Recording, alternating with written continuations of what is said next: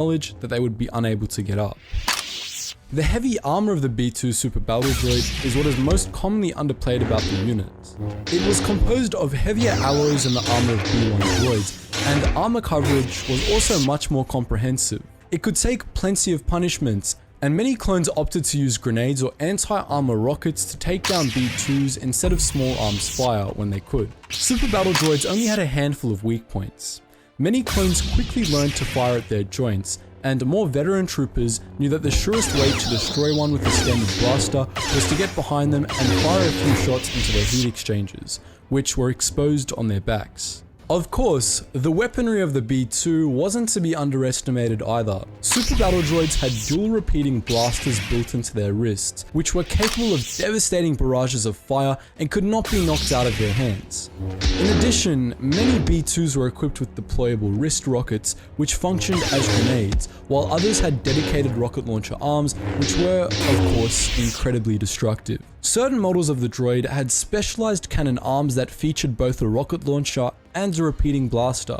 These models also featured deployable energy shields to protect against grenade blasts. The tactics of the B2 Super Battle Droids were simple but effective. They would constantly advance toward their targets with all guns blazing, shrugging off blaster bolts and refusing to stop until either they eliminated all targets or were themselves destroyed. The benefit of this was primarily psychological.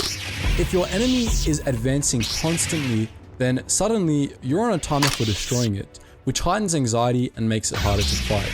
Some clone commanders were of the opinion that B2s were actually scarier than droidicas, as droidicas just stayed in one place and shot at you, while B2s were always getting closer. For a clone, B2s were a real threat.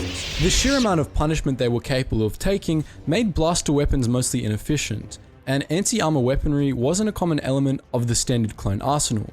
Taking B2s down was always a squad effort if there weren't any Jedi around, and many Super Battle Droids were indeed capable of slaughtering whole squads if the clones weren't careful. The heavier models that had built-in shields were even more challenging, as those shields were designed to negate blasts from thermal detonators. Even the most lightly armored Super Battle Droids, furthermore, were devastating in combat, as their wrist blasters were powerful on a level to the DC-15A blaster